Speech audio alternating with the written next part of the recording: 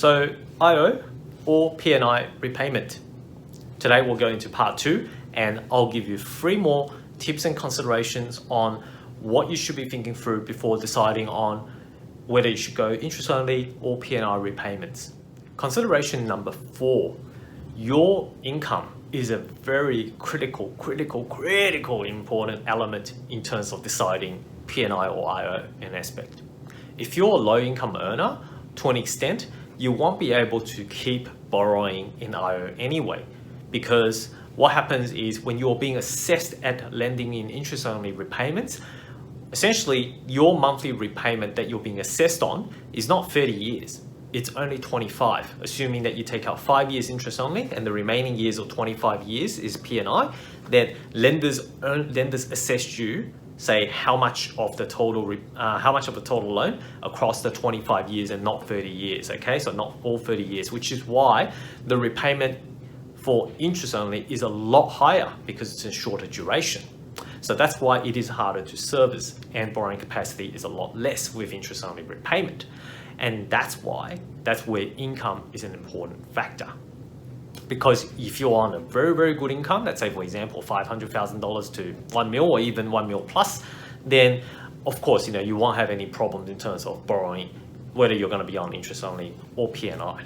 But we know most Aussies are probably not that type of income, so that's why your income eligibility requirement is going to be very challenging. For low income earners, my suggestion is you probably want to take a bit of a conservative approach. You can use interest only repayment to help you build a portfolio because the interest only is going to give you a better cash flow. Okay, so it's going to give you a better cash flow, which means you can save up quicker. If you want to be able to build a portfolio quickly, that's going to be able to help using interest only as a tool. But after your initial accumulation phase, what you might want to do is think about switching the repayment so you're actually starting to pay down a bit of principal. And that way it also reduces your overall portfolio risk, so you're not carrying all these debt without reducing it over a period of time. So if you switch to P&I, and you can switch to P&I anytime within that 5 years of interest only period, you just need to basically focus on paying down one of the debt at a time, keeping all the other interest only. Keep paying that down. That way you can actually reduce your overall portfolio risk, okay?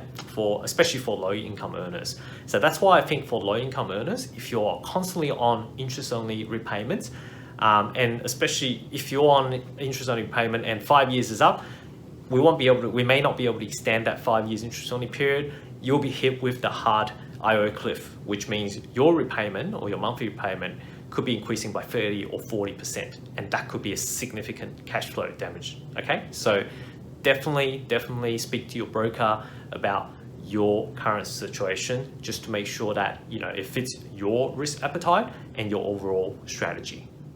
Point number 5, which is actually an article that I wrote about. What is your limiting resource?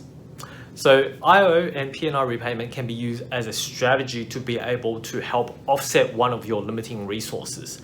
Now, I think I covered that in my last point, just in my last point as well, touched on briefly about your IO repayment will allow you to have better cash flow. So for those people who don't have a lot of deposit, but is on a relatively decent income, then what we might do is we might structure the person to be on an interest only repayment, so that way he or she can actually save up quicker in order to mitigate the shortfall on the deposit side, so they can save up quicker whilst their borrowing capacity is a lot more. So in that case, then we use interest only so that they can actually save up a lot quicker. Whereas on the other end, let's say for example the income isn't as good, then we might have to consider P&I repayments because as I touched on earlier as well, the P&I repayments, you're being assessed at a 30-year loan term rather than 25 years or 20 years, depending on how long the interest only period is.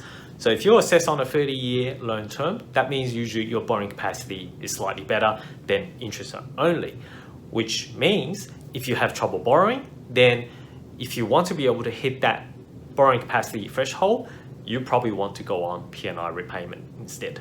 So that's the consideration between the limiting resources. Are you short on deposit, cash, equity, or are you short on your borrowing capacity? So again, speak to your mortgage broker, understand what your limiting resources are, and you guys can plan from there. Last but not least, point number 6, what stage of life are you currently in? I do with a lot of young investors, in their 20s and 30s. Obviously, they're mostly single at this point in time, and they're only just starting out their exciting property journey as well. At the same time, I do have mum and dad clients as well who, might be in their 40s and still want to be able to build their property portfolio. So every individual circumstances are different, and the consideration they need to make, as an example, say the 20-year-olds, when they're only just starting out, obviously their income, isn't as great, but their income is on an upward trend. So over a period of time, we project that their income is going to be at this level, and therefore they can take on certain level of risk early on in their life, which means they can choose interest-only repayment in order to help them accumulate the property portfolio quicker to an extent. Obviously, this is general advice and it's not suitable for everyone, right? But let's have a look at the other side of the coin. Let's say, for example, a couple, in their 40s, got 2 kids, and they're looking to build their property portfolio. Okay, they're probably at the peak of their income earning capabilities already, and what they might want to do is, because their working life is somewhat limited from that point onwards, most Aussies probably retire around 65. So let's say, for example, they've got another 25 years to go. And when we need to submit that loan application, lenders will ask, how are you going to pay off the debt if you're only going to be working up to 65? So in other words, only 25 years to go. So in that case, then some lenders may reject you to say you can't take out interest only period, because that means you're going to be shortening the duration of your repayments. And they may force you to go to a 30-year loan term. So the amount of remaining working life is also another critical factor that you might want to consider in terms of determining whether you should go interest only or P&I repayment. That's not to say that a couple with 2 kids will not be able to get a interest only loan. Of course, there's still lenders that are open to that.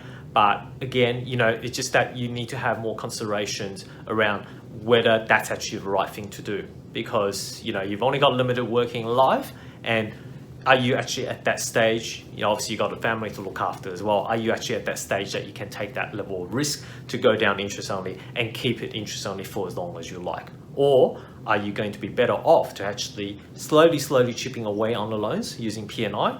Sure, the cash flow might not be as good, but you will still have 1 or 2 investment properties, hopefully fully paid off by the time that you retire. So just something to have a think about.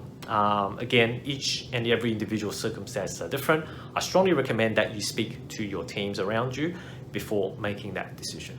So there's our all 6 considerations about whether to go with P&I or IO repayment. I hope that helps. And certainly if you guys got any questions or comments or feedback, let me know.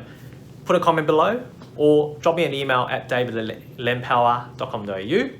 Until next time, I'll see you again in another episode of Invest Power series.